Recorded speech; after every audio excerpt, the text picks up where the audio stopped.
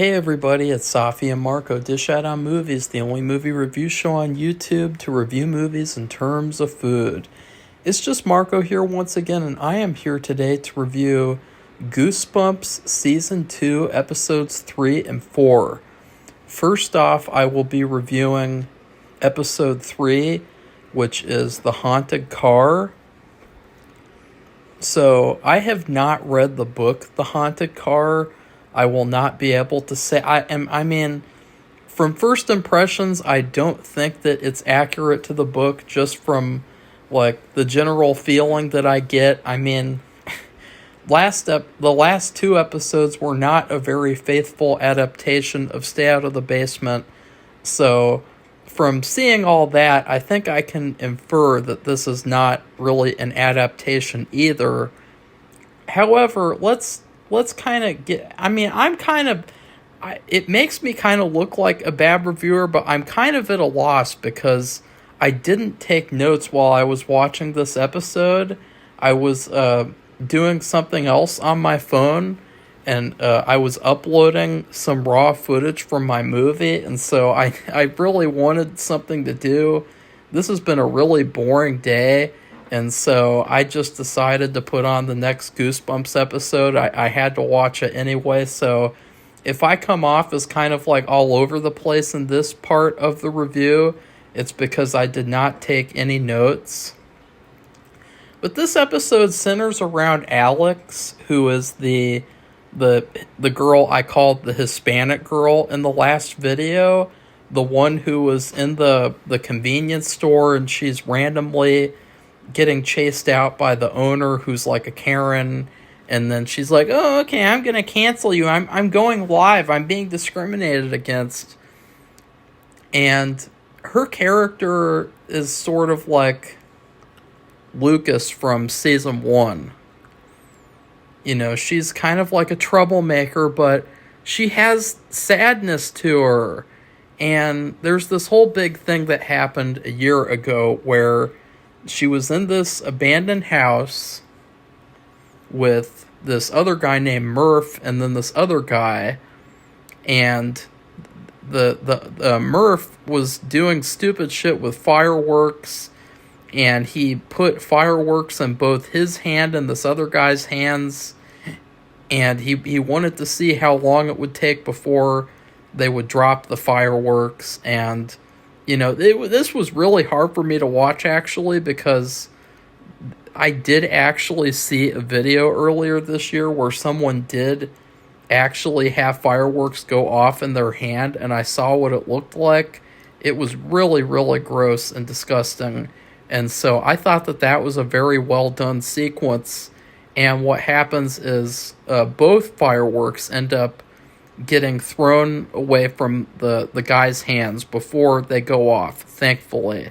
But then the curtain sets on fire and the house sets on fire, and I think all three of them get out. I can't remember, honestly, because what happens is the girl, Alex, she gets falsely accused of starting the fire, which is very funny that they made this show, and then you have the California fires that are going on right now, and so there's a lot of talk about fires and who started the fire, and Alex did not start the fire.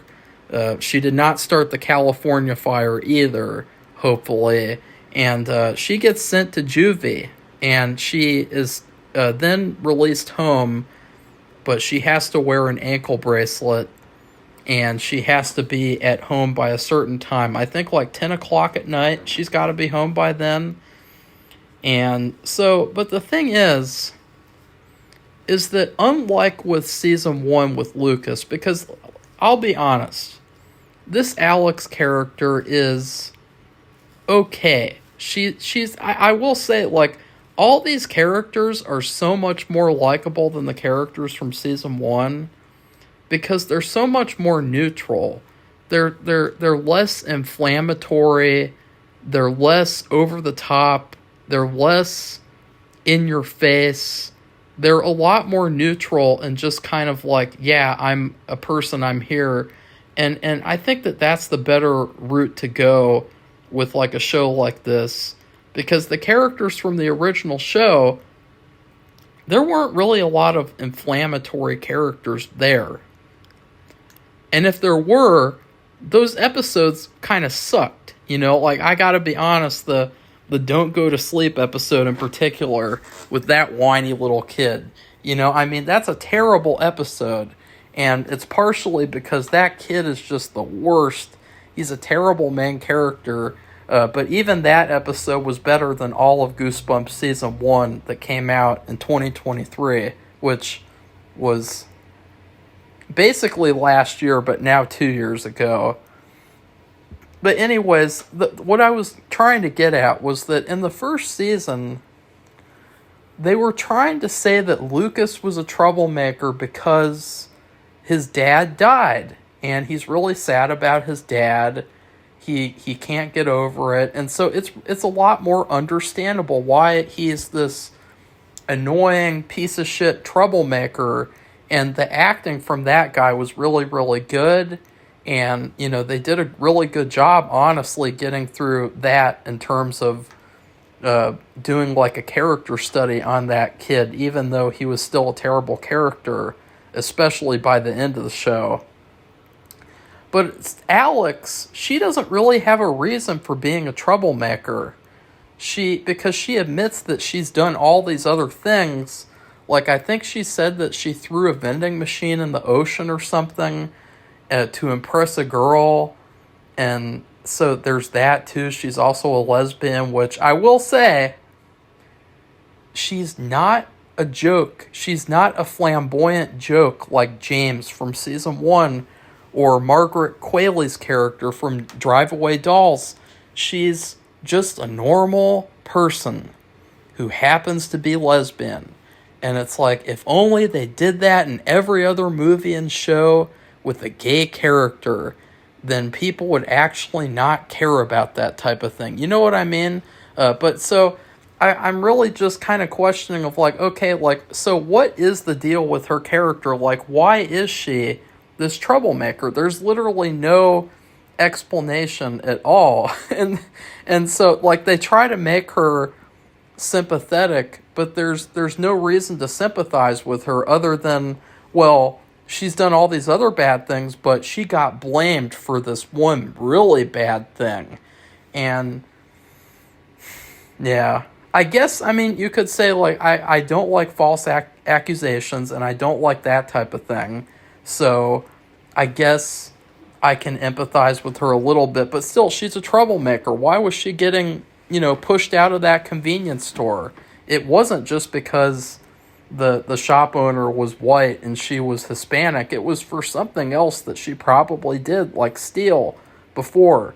So that's never really dealt with in the episode. Like, it's never brought up, because the whole episode is all about her getting closure and trying to talk to Murph.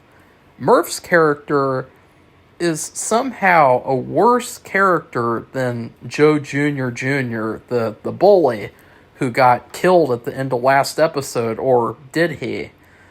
So let's get into that. Joe Jr., aka Trey, I thought that they called him Joe Jr., but he is now inside the car, or I guess he is, because another big issue I have with this episode was that there was hardly any haunted car stuff the whole time. They teased it really hard at the end of episode 2. They showed the broken window repairing itself just like in Christine. And I was really, really excited. I was like, okay, let's see some haunted car Christine action. But no, there's really not very much car stuff at all. In fact, I think it's only like 20% of the episode.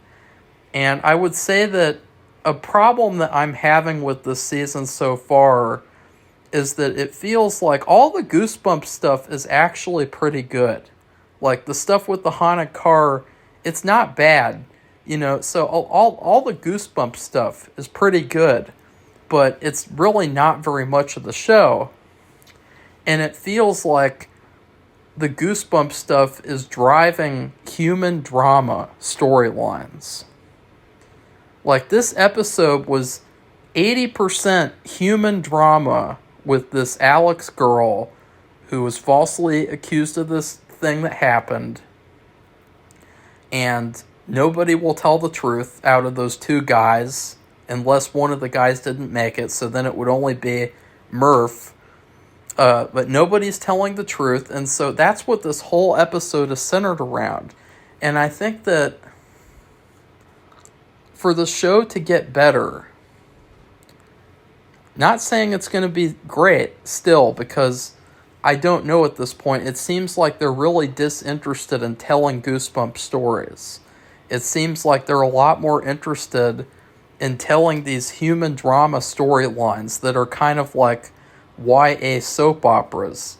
But the show needs to revolve around the Goosebumps stuff and not the other way around.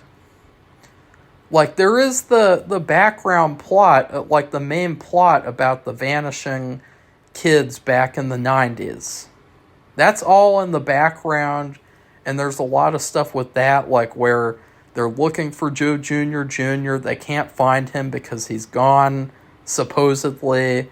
And what did the plant do? Where is the plant? What's going on with that black goo substance? But that's all in the background. The foreground, the main story, is this character study about this teenage girl who really doesn't have very much of a character, except for she's kind of a troublemaker, but she didn't do this one thing. At one point, she picks up the twin, the girl twin, I think Cece. She picks her up, and she's like, I want to go talk to this Murph guy. You got to help me find him. And they find him in like 2 seconds. And that was also a reoccurring thing that happened in this episode, was people showing up out of nowhere. And there was one time in this episode that it was so funny, it was laugh out loud funny. And it was so funny to the point where I remember it vividly. I remember it really, really well. It was definitely the worst moment of the episode. But by this point, it's halfway through the episode, and they still haven't gotten to the haunted car. We're 20 minutes into a 40-minute episode, and there's still nothing with this haunted car. You'd think that if Joe Jr. was inside this car as a spirit, that he would be really upset. I mean, he didn't get to say goodbye to his ex-girlfriend, and he's still pissed off that Devin wants to be with her. He never got to say goodbye to his father. I mean, there's a lot of things that would be going through his head if he was possessing that car. So it was weird that, like, okay, it's 20 minutes in, nothing has happened with this car at all, except for, like, a couple of little teasing shots.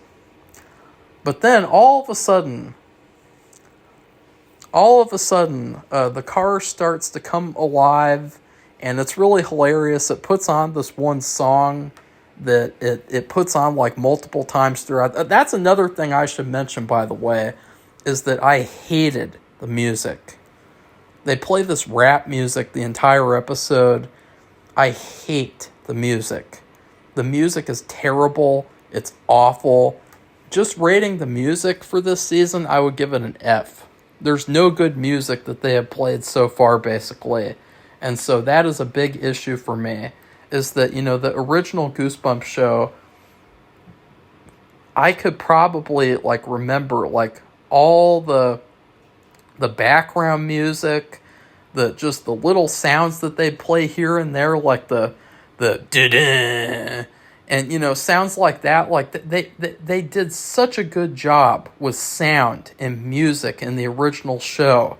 It was so creepy. It was so atmospheric. It was such a horror show that they had all this great music. And in this new show, it feels like all they're doing is just playing rap music over and over and over again. They play a couple of, like, rock songs here and there, but the music just sucks. I mean, they really have not improved on the music at all. But it's really hilarious. The car turns on the music, and then, this is really funny, the car's ACs turn on. So we have the haunted AC, and it's blowing cold air in the girl's face. And the girl gets really scared that this car has a haunted AC. That was hilarious. I was like, oh no, it's the haunted AC. No. And then all of a sudden, the CC shows up and it stops. The haunting stops. The AC stops. And it's like, okay, here we go. Their rendition of the haunted car. I mean, they could have done a lot of things with this haunted car stuff, but they really didn't. They really... I think it's probably because of the budget, because, let's be honest, it would be really, really hard to do, like, a haunted car storyline in New York. You got people walking all over the place, just be running people down and all over the place, and just, oh no, that guy walked in the middle of the street, the haunted car just runs him over. That's a terrible accent. But, you know, it feels like this whole haunted car storyline was really, really wasted. I think it had a lot of potential, and I think it would have been a much better idea to do a storyline like that in a small town, like the one in season 1, because at least then you wouldn't have to worry about the technical logistics of, you know, having this car running around, running all over town, running people over, causing damage, causing chaos. You know, it would have been so much easier to make, and they probably would have done more with it, unlike what they did in this episode, where it's basically like, well, we'll talk about it, but they end up finding Murph, and she wants to chase him down, and then she decides not to, and then the haunted car starts going after her, and I was like, okay, finally, like, this is what Joe Jr. would do, probably, if this happened to him. And I was thinking, like, you know, he is for some reason helping this girl. I mean, he's a haunted car now, and he's not really focused on his father, his ex-girlfriend, or the Devon. He's focused on helping this random girl, which who knows if he even knew her at all. I mean, they were both at that little park area in the first episode, but that's not saying much. I bet there's a lot of kids who are in a park area together in New York sometimes. You know, like, I mean, like, I don't think that she and him had, like, a close relationship, but, like, she felt like she could borrow his car. And that was, like, that's, like, okay, like, I that's, you know, Safi, she, I don't think she would let just anyone borrow her car, so, you know. But I don't know. So anyways, like, they're chasing down Murph, and Murph is like, he's just a piece of shit. He won't talk to her at all. He's trying to evade her and run away from her, and honestly, I thought he kind of deserved to get run over. I mean, he made it so that this girl got falsely accused, and when she did nothing wrong, and she even tried to stop him, and he's just a real piece of shit. But he's also a coward and a wimp, just like Joe Jr. was. So eventually the car stops randomly. Oh yeah, it gets in a crash. And at this point, this is the weird part. All of a sudden, some white stuff comes out of the radio and the AC, and it goes into Cece's bottle of kombucha. I don't know what that crap is. But I was really confused there, because I was like, okay, did Joe Jr.'s spirit just go into her bottle? Like, I did not understand what happened there, but apparently that's like stuff from the spores, which is also what they squirted into Devon's nose and mouth. So that part's kind of confusing to me, because we don't know very much about these spores yet. We don't know very much about this mysterious goo and these plants. So, you know, shit's just kind of happening, and you just kind of have to go with it. And then Cece leaves, and she's like, okay, I'm out of here. You're crazy. And it's not like in season 1 where, Margot falls in love with Lucas and, she's like, oh, I totally misjudged you. Oh, no. She runs away and she gets on the scooter with the delivery driver guy. At this point, I was wondering if the car was going to do anything haunted anymore. And I was like, again, like this has been a real wasted episode because it's now like 35 minutes or 30 minutes into a 40-minute episode and still hardly anything has happened with this haunted car. But then all of a sudden the car repairs itself and she drives off and she's like, I gotta be honest, if I saw a car repair itself after getting into a crash, I probably would want to get out of it. And I can't remember if the car either forces her to go or if she just drives off herself. Oh yeah, it forces her to go. And so at this point, the car is just taking her on a joyride. And I was thinking, okay, now this car is just like doing random shit to cause damage and to cause chaos. Like, I don't know what the goal of this haunted car is other than to just terrorize Alex. But then this is the bad part. This is the worst part of the episode. So Murph, he pops up out of nowhere. I mean, out of nowhere in his own car. And he's trying to chase her. And he's like, hey, bitch, you want to play chicken? I'm going to fuck your shit up. And it's just like, what the hell? Like, he just completely came out of nowhere. And all of a sudden, like, he just shows up. And see, this is what I'm talking about with characters on this show just magically showing up. And then she's like, hey, look, I'm in trouble. This car, it's forcing me to drive and I'm not controlling it at all. And then all of a sudden Murph is like really disturbed by that and he gets in a crash himself. And it's like, that Murph character is such a piece of trash. Like, he like, what even is his character? Like, why did he even care at that point? Like, if the car was like, if it was going on its own and she wasn't controlling it, because he hated her and he wanted her to get hurt. So that was kind of weird. But what's weirder is that the haunted car, it literally just drives off a cliff and destroys itself. So yeah, that's the story of the haunted car. And Alex jumps out, of course. We can't have anything happen to Alex. So that was the horrible, horrifying, scary haunted car story. And again, this was a big waste of an idea, the haunted car. They hardly did anything with it. It didn't really even make very much sense because then all this black goo from the car goes inside the subway system, whatever.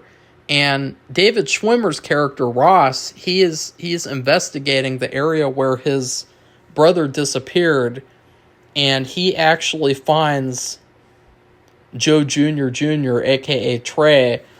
And he's just randomly there now. So I guess the black goo is Joe Jr. Like, it really doesn't make any sense at all to me. It's so confusing. And it makes me think, like, okay, like, so I just spent this whole episode thinking that Joe Jr. was possessing this car, when really it was the goo that was possessing the car. I will say this, though. I will say this. For all the criticism that I've given this episode, in season 1, they made no attempt to explain why things were supernatural. Like, they made no attempt to explain why that mask was haunted. They made no attempt to explain why the camera was haunted. So at least they are giving some kind of an explanation. It's just an explanation that doesn't make very much sense. I mean, it would have made perfect sense if, like, okay, Trey got killed, so his spirit is possessing the car. And it would have been a really tragic story. It could have been really dark and sad and just really, really good. But instead, it was this really weak, like, character study on this girl who I don't care very much about at this point, with a little bit of haunted car stuff thrown in. I would give this episode a C. I would say that there were some good parts to it. Like, I don't think that it was terrible, and I'm actually kind of enjoying watching the show, especially last episode because it was so bad that it was good. But it also does feel like the people who made the show, it feels like they did try to improve on things from season 1, but at the same time, they still have this issue of, like, they're revolving everything around the human drama, and they need to revolve more of the story around the Goosebumps stuff. Like, I think that a proper haunted car episode could have been an A+ episode. And it could have been with these characters, with this setting, with that car. It could have been an A+ episode. But it was hardly about the car. And it was really kind of lame, and it was kind of weird and confusing. It didn't make very much sense, to be honest. So, yeah. I would give this as I said, a C. I would give this episode a C. And I'm not going to give it a C+ just because, like, I just can't. Like, there's nothing there for me except for Ross. Ross from Friends is the best part of the show. Whenever he comes on screen, you're just completely glued to whatever he's thinking and doing.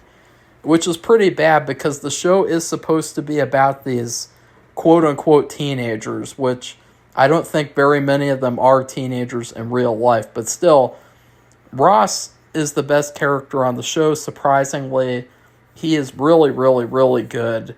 And yeah, I can't wait to watch next episode, so see you then. And we're back for episode 4, Monster Blood. As you guys can probably guess, this episode does not have anything to do with Monster Blood. In fact, if they named it any Goosebumps title, it probably should have been named The Blob That Ate Everyone, but then, again, the blob didn't eat anyone in this episode, so that would have been kind of a fail. So, yeah, I mean, as you guys can tell, I wasn't really a fan of this one either. It had some good moments. It was a lot better than the last episode, or, I don't know. So far, this show has just been very mixed, and there's a lot of stuff that is just okay, but overall, it feels kind of rushed. It feels really underdeveloped, like it's not finished. You know, like, it feels like these episodes are repetitive in nature. It's like a character study about one of the kids, and it centers around some kind of a Goosebumps type of thing happening to one specific kid. And there's just little tiny squirts or spurts of Goosebumps stuff happening throughout the episode, whereas really the main focus of each episode is like human drama and human crap that's going on. So with this episode, let's get into it. The first thing that I wanted to mention was we're already in the middle of Goosebumps Season 2. And again, it feels very rushed. And I gotta say, I really hate modern TV. You know, there's so many people who complain for years and years that, like, American TV just likes to drag out everything. And I just saw that comment again tonight. Someone said, American TV just likes to drag out everything, and you know, nothing ever gets to end, and stories don't get to end. And, well, it's like now you have these shows that just end so prematurely, and they're so rushed, and they're so short, and they really cut themselves short, because especially this year, it's not revolving around Slappy. That's an A+ automatically. It should be. Anyways, the actors are much better. I mean, these are actors who can act. They're not the actors from the first season who really sucked.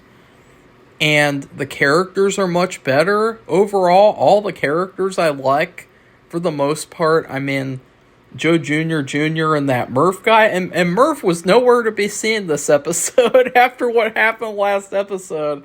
I guess we're never going to find out what happened to Murph. He just crashed, and it's like, oh, whoop-de-doo. His character's use in the show is over, so who cares? And then, yeah, I think that's it. But, like, this show had so much going for it for season 2. They had so much potential with this season. And from watching these first 4 episodes, aka half the season, I really feel like they squandered the potential.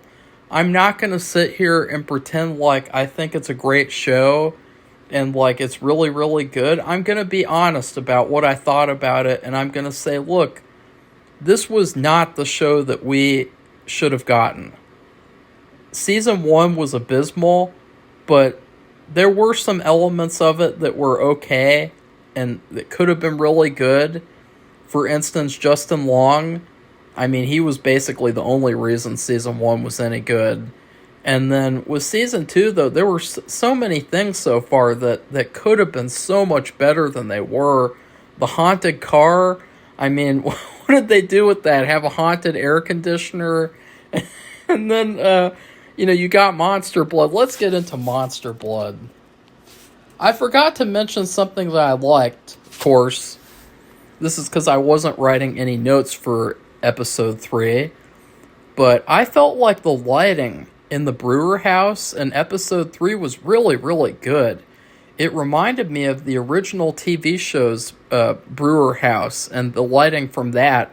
In particular, the scene where Margaret is, I think she's confronting her dad, and it's the one where he interrupts her phone call, and it has like this dark afternoon lighting, and they managed to recreate that. And I gotta say, like, they did a really good job with like the set design and creating the brewer house, because it looks perfect. It looks like how I would have wanted the modern stay out of the basement house to look like. So that's saying something. Like, they did a good job with that. And so, that's me being positive for once in this video. Yeah, let's get into it. So for starters, Cece, she's really up against everything. She's got to be the perfect twin. So right off the bat, she's arguing with her brother because this is like a flashback to a month ago.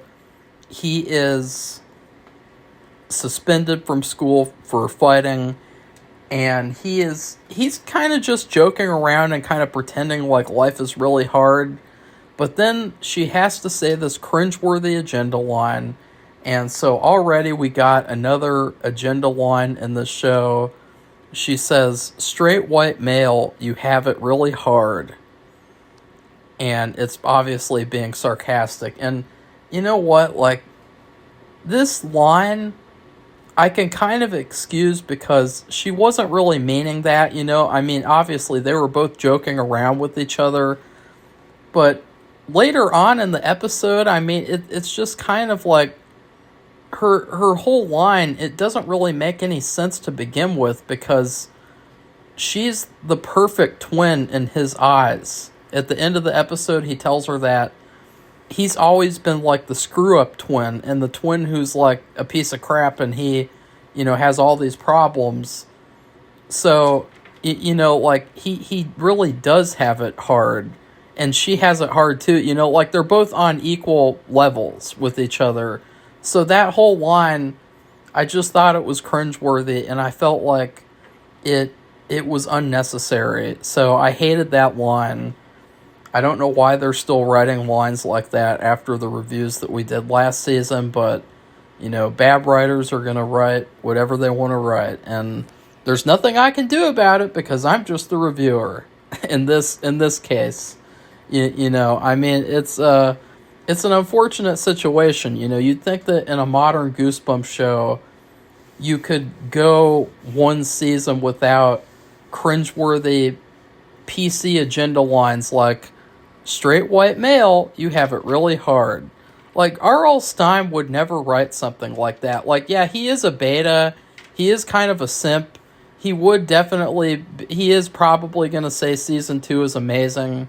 I can already see his tweet right now. Oh my god, Goosebumps season 2 was really good. And it's like, yeah, he would probably endorse this line, but he himself would never write a line like that. The only people at Scholastic who would write a shitty line like that would be those pussy-ass sensitivity readers that they got to censor his books. And that's something that we got to talk about as Goosebumps fans, is why was there not a huge uproar over that whole issue of taking old Goosebumps books and censoring them, changing words around without R.L. Stine's approval, without his knowledge? That's really sinister shit. And I feel like Scholastic is a terrible company. And that's just a little side note. Fuck Scholastic. They suck. They don't know what to do with Goosebumps. They don't know what to do with shit. They're not a good book company anymore. They suck. So Cece, it's revealed in this flashback that she's not actually at debate camp. She just goes out and pretends that she is. And it's funny because you guys remember in episode 1, in the episode 1 review, I was saying, is there such a thing as debate camp? Like, I know that there is, I guess, in this show, but like, I kind of had a feeling, like, is she really going to debate camp? Like, that really felt suspicious to me, so it's hilarious that turned out to be that she's not going to debate camp. So then they show Devin. Devin is like he's like the best character on the show besides Ross. He's the best kid character. He is a savage. He comes to the hospital. Joe Jr. is just lying there in his little bed, and his eyes are wide awake, but he's not able to talk or do anything. And Devin comes up in his hospital room so that he can hit on Frankie, pull out some of Joe Jr.'s tubes, and give her a coffee and steal her away. Like, he is so savage. It's unbelievable how amazing this character is. It's even worse because this woman who is pretending to be a doctor, she says that he is aware of everything that is happening. He doesn't know how to process it, though. You guys see what I mean when I said that this bully guy is like the biggest bitch bully that there ever was in a movie or a TV show? I mean, his humiliation is endless. It is endless. So he was aware of Devin coming up in his hospital room so that he could hit on Frankie, his ex-girlfriend. It's so good. It's so good. I mean, they're good. The writers are actually really, really good at writing some things. It's just that they're really bad at writing Goosebumps. Like that was really, really good. That right there. And so this woman, she comes in, and she is posing as a doctor. And a big red flag is that Ross is there with the detective to ask questions, and he follows her around, and the black goo wants to follow her. And it's been established, I should mention at this point, that he's got this little sample of the black goo in a little petri dish, and it wants to follow where other black goo is, I think. I mean, it's really hard to understand. It's very confusing at this point what is actually going on, but that's like my interpretation. It's like GPS. It's like spooky GPS, but with black goo, CGI goo. And so he follows her. It wants to follow her, so he's going to go after her. So what I think is, I think this woman must be a part of some kind of cult or something. Because I thought that was really weird. I mean, who is this person? Why is she at this hospital? What is she doing? Why is she she's got medical knowledge. You know, I mean, she isn't so what is she? Where did she come from? What's her story? I guess she's one of the main villains of this season, and we finally got to see her. Or she could be a red herring. So, yeah. Then we see Cece, and by the way, this episode is a short episode. The writers could not only... the writers could only handle doing 8 episodes, and they thought, you know, what? 8 episodes are hard as well. So we're going to make some of the episodes short episodes because, you know, we just can't handle writing normal length of TV episodes. You know, we can't handle extending this story into 45 minutes. We wouldn't want Goosebumps fans to get 15 more minutes of Goosebumps stuff. You know, we have to make this one short. And also, I find it hilarious because they did this exact same thing in season 1 where episode 5, you know, back when the show had 10 episodes, episode 5 was all centered around Margot. And the episode really did a disservice to her because the Goosebumps thing that happened was not only not from the books, but it was also basically just a plot device so that she could see into Harold's past and so that it could bridge the gap between... it could connect into the rest of the season and set up the rest of the season. And it was also a short episode. And this episode did the exact same thing. They were like, oh, we're going to tell this story about this girl who experiences all this pressure of being the perfect twin. And by pressure, we mean she's got to face off against this little friends group. And I got to be honest, this friends group of girls, they are straight up out of like American Psycho or something. Like that is how exaggerated and over the top they are. But I did think, you know what, like I've seen this kind of thing and I bet that this kind of thing happens and that these people are real, but just not to this cartoonish extent. But like, yeah. So they did the same thing though in terms of they gave her a short episode. They hardly gave her any Goosebumps stuff in her whole episode. And most of this episode was basically just setting up the rest of the season. So again, they really did another female character at the center of their show a disservice with her episode, her solo episode, her themed episode. And I just think that that's really hilarious. You know, I mean, they did it again. I mean, these writers, they make the same mistakes over and over and over again. And I guess it's good that they're fixing a couple of their mistakes, you know, with this season. But other than that, like, they are not learning very much from their mistakes. I mean, I could probably just go sit through every single episode and just explain what's wrong with every single scene. Because I feel like it's that obvious with this show. And then Cece, she gets her kombucha cup back from Alex, and she gets it refilled, and she drinks the whole thing in like one gulp, which reminded me of Smile 2. Thought that was hilarious. Then she goes to this really important college interview. This was probably my favorite scene of the episode. She starts having problems, and it's really, really funny and satirical. And black goo starts coming out of her nose, coming out of her mouth, I think. And then it gets so bad that she runs away. And then all of a sudden she's in her mom's apartment. We've never seen her mom yet in the show, by the way. And then she starts throwing up the black goo.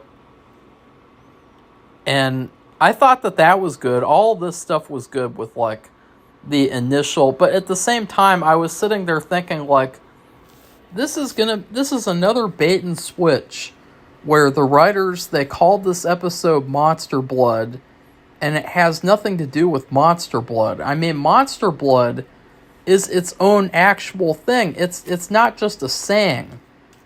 Okay, I mean, they sell Monster Blood in stores in the books.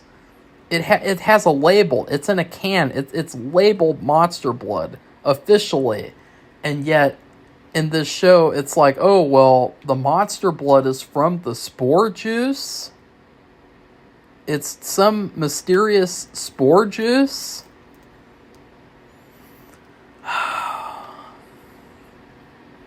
I guess I don't know. I don't know.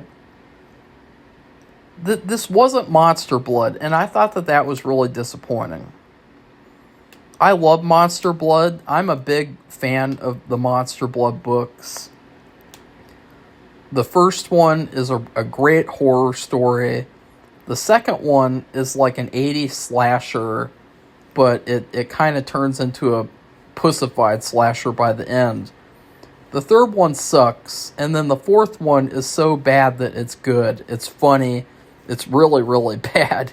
I was laughing at the whole thing, but like, I don't know.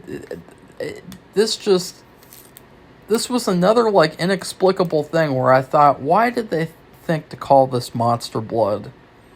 This is not Monster Blood. Like, just make up your own title. Make up your own title, because I would be much more accepting of this episode in general if you just called it like Black Spore Juice stuff or something like that. You know, like something original, something that isn't like making me think that it's going to be about Monster Blood, because it's not. It wasn't at all. I mean, this almost more than any other adaptation. I mean, there have been so many terrible adaptations of the book so far on the show, but this one just felt completely disconnected from Monster Blood. Very, very disappointing. So then, Devin is talking to Frankie by the vending machine, and here we get another hilarious line. He says, "Everyone wants to talk to Trey. I remember the time when nobody wanted to talk to Trey." And like, God, even while Joe Jr. is in the hospital, Devin is roasting him. And that is probably the best roast line that I've ever heard in a TV show. I mean, seriously, he just will not give up on this fucking bully. And then the Monster Blood finally shows up. 10 minutes are left in the episode, and it finally shows up. It comes out of the sink, which I guess you could say in a very loose way that it's like a tribute to the fourth one where the Monster Blood is in the bathroom. But in that case, it was even funnier, because what the idiots did in that book was they put Monster Blood in Ziploc bags and they put it in the bathroom. And then they closed the bathroom door, and the Monster Blood just got everywhere. It just got right out of the plastic bags and just started multiplying and just getting bigger and bigger. That was so bad, that Monster Blood 4. But it felt like it was bad on purpose, whereas this is like taking itself very seriously. But anyways, like, I did actually like this whole sequence where the Monster Blood, I guess, or the blob. This is really a blob. It looks like a blob. It looks like the blob from the original show almost, in terms of it just looks very generic and kind of like cheap CGI. Looks very, very like silly and kind of fake, phony. Cece, first she escapes out of her mom's apartment, and she is such a terrible character. She's going to leave this blob in her mom's apartment so her mom will come home and get attacked when she walks in the door. I thought that was very bizarre. And then she talks to a neighbor, and she flees to the elevator, and the blob chases her to the elevator. None of the other neighbors notice anything except that one neighbor who's like, there's all this noise from in there. What's going on? No, none of the other neighbors even know that there's this giant blob. It just, it's magically going down this big hallway without hurting anything or anyone. And it gets on the elevator while she's in the elevator. And I thought that was effective. That was scary because, you know, it's another situation like with the haunted car where you're like trapped in this confined space and you're completely out of control.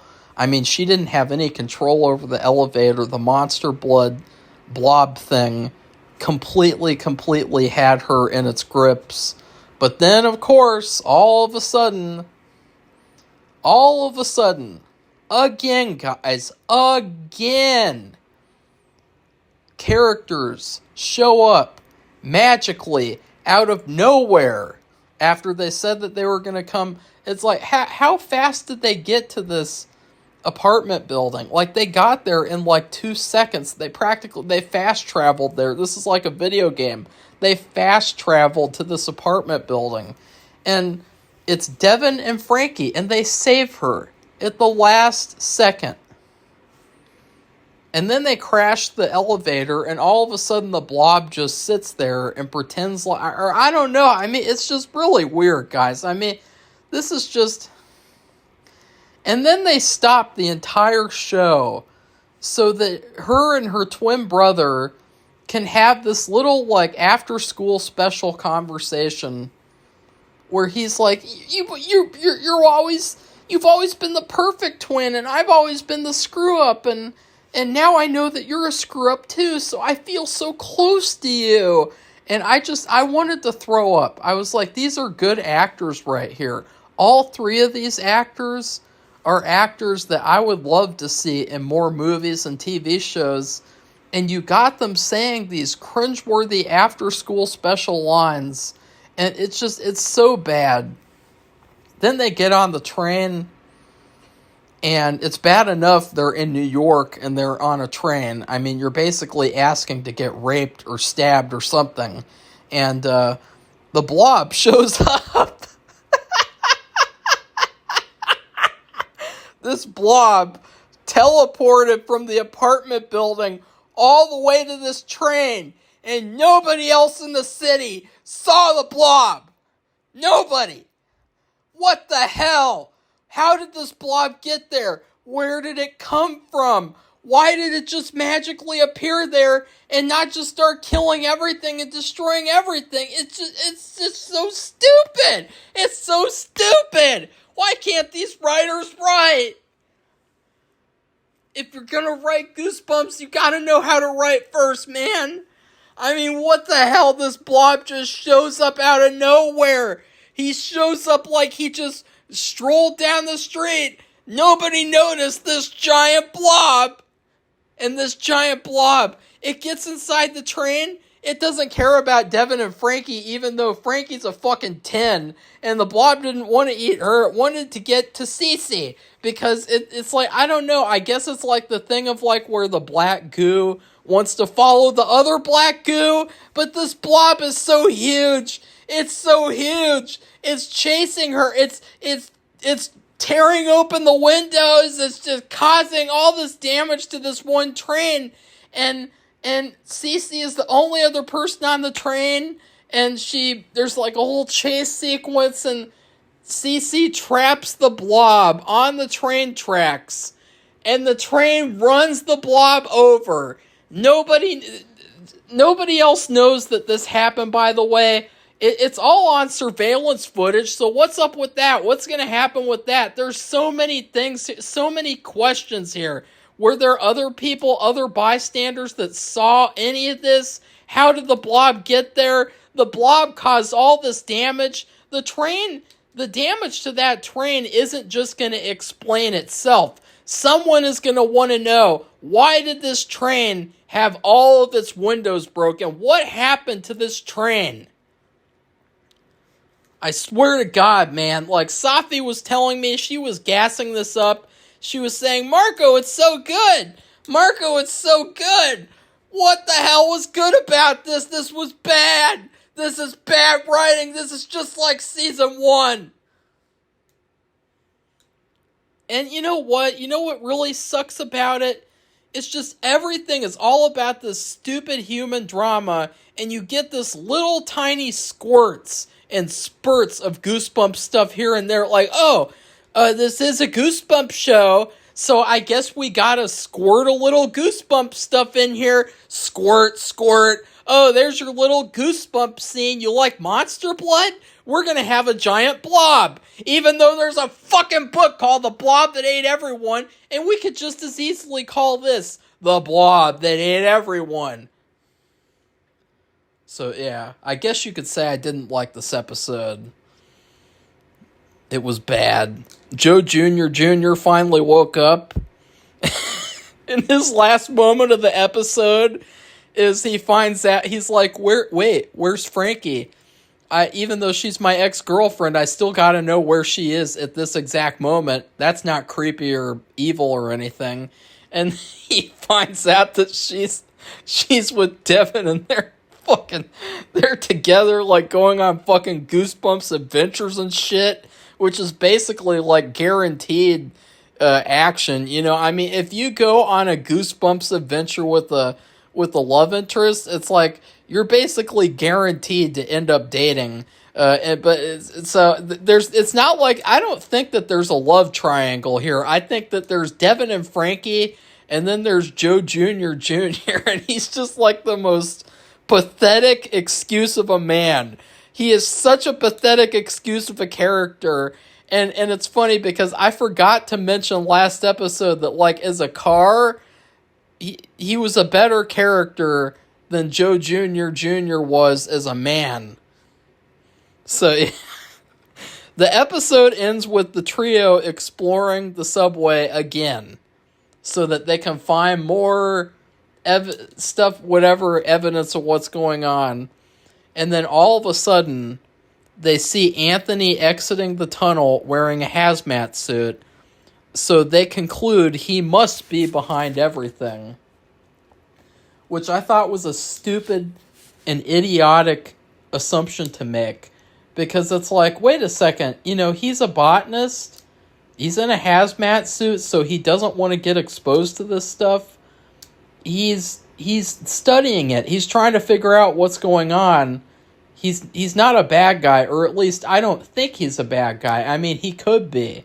They could do the stay out of the basement story and make him turn bad or something. But I don't think that's what they're doing. So I would give this episode a C. It was pretty bad, and it was not Monster Blood, which is very disappointing because I love Monster Blood. But just as it is, it was okay. It's not a good Goosebumps show. It's really not. It feels like the writers are trying, but they're still way too focused on this human drama. And the actual Goosebumps parts have a lot of issues. I mean, how did this blob get to the train station without anyone noticing or anything? Caused all this damage and nobody questions anything about it. It lacks common sense. It lacks logic. It lacks reasoning, and it just lacks anything except I like the characters. I like Devin. He's awesome. He's really cool. I like Frankie a lot, for sure. I think that the actor playing Joe Jr. is good too, even though his character sucks. Like, I like all the actors on the show, so it's too bad that the material isn't up to par. So anyways, please like this video and comment. What did you think of the episode? I know that there will be some people who do really, really like this season, and I'm glad that you like it, because it's not for me. And then please subscribe to our channel if you'd like to see more honest Goosebumps reviews. Goodbye, everybody. See you soon for episodes 5 and 6 review. And yeah, already this season's basically almost over. That's just modern TV for you. So bye, everybody.